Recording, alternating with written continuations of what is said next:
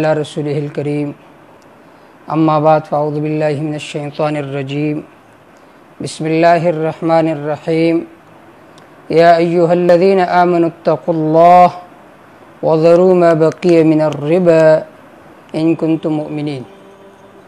میرے واجب الاحترام سننے والوں دیکھنے والوں السلام علیکم ورحمۃ اللہ وبرکاتہ۔ تکافل سے متعلق کچھ دروس شروع تھے۔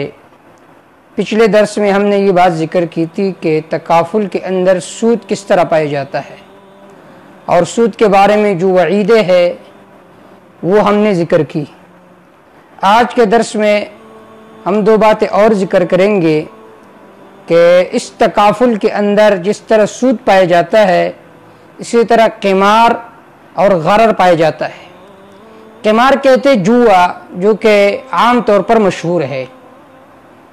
تو اب اس کی تفصیل ہم ذکر کریں گے کہ تکافل کے اندر جوا کس طرح پایا جاتا ہے، غرر کس طرح پایا جاتا ہے۔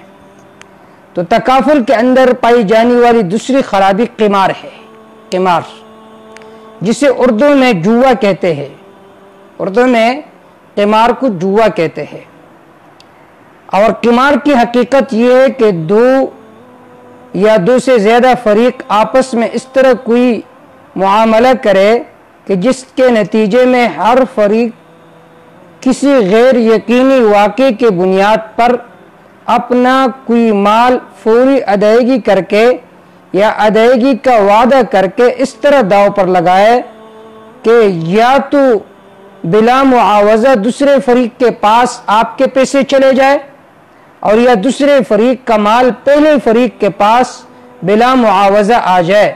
اس کو شریعت کے اصطلاح میں مخاطرہ بھی کہتے ہیں، جو کہ شرعی طور پر ناجائز اور حرام ہے۔ یعنی قمار کی وضاحت یہ ہے کہ آپ اپنا مال اس طرح داؤ پر لگائے کہ یا تو اس کا مال دوسرے فریق کا مال بغیر کسی معاوضہ کے آپ کے پاس چلا جائے پورا، یا آپ کا مال دوسرے فریق کے پاس چلا جائے۔ جیسے کہ آج کل انعامی بانٹ ہوتے ہیں، دوسرے لاٹھیاں وغیرہ ہوتی ہے، اس میں بھی یہی جوا کی خرابی پائی جاتی ہے، اور جوا حرام ہے نسقتی کی وجہ سے۔ تو تکافل کے اندر بھی یہ پائی جاتی ہے کہ یا تو اگر آپ پر مصیبت آ جائے تو جو پیسے جو قسطیں دوسروں نے جمع کیے ہیں وہ سب کے سب آپ کے پاس آ جائیں گے، اور یا اگر آپ پر کوئی مصیبت وغیرہ نہ آئے تو آپ نے جو قسطیں وغیرہ جمع کی ہے تو وہ دوسرے فریق کے پاس چلے جائیں گے۔ علامہ ابن عابدین الشامی رحمہ اللہ نے اس کا تذکرہ یوں فرمایا، قال العلامۃ ابن عابدین رحمہ اللہ وسمی القمار قمارا لأن كل واحد من المقامرين مما يجوز أن يذهب ماله إلى صاحبه ويجوز أن يستفيد مال صاحبه وهو حرام بالنص۔ علامہ ابن عابدین الشامی رحمہ اللہ فرماتے ہیں کہ قمار کی حقیقت یہ ہے کہ یا تو آپ کا مال آپ کے صاحب کے پاس پورا چلا جائے یا اس کا مال آپ کے پاس آ جائے، اور یہ حرام ہے نسقتی کی وجہ سے۔ لہذا اس وجہ سے ہم کہتے ہیں کہ تکافل پالیسی خریدنا ناجائز اور حرام ہے، کیونکہ اس کے اندر سب سے بڑی خرابی پائی جا رہی ہے جو کہ قمار ہے۔ آج کل معاشی نظام کا بیڑا جس چیز نے غرق کیا ہے وہ ہے قمار اور جوا۔ باہر ممالک میں بھی یہ جو جوا ہے یہ بہت زیادہ کھیلا جاتا ہے، پاکستان میں بھی دوسرے ممالک میں بھی، جو کہ نسقتی کی وجہ سے حرام ہے، اور تکافل کے اندر بھی یہ قمار کی خرابی پائی جا رہی ہے۔ اس وجہ سے ہم کہتے ہیں کہ یہ حرام ہے۔ تیسری بڑی خرابی جو تکافل کے اندر پائی جاتی ہے وہ ہے غرر۔ غرر کا ایک معنی ہے غیر یقینی صورت۔ اب تکافل کے اندر غرر کس طرح پایا جاتا ہے اس کی تھوڑی سی تفصیل آپ سنیے۔ تکافل میں پائی جانے والی تیسری بڑی خرابی غرر ہے، اور غرر کی طرح قمار کی طرح غرر بھی شرعاً ناجائز ہے، اور احادیث میں غرر کی ممانعت آئی ہے۔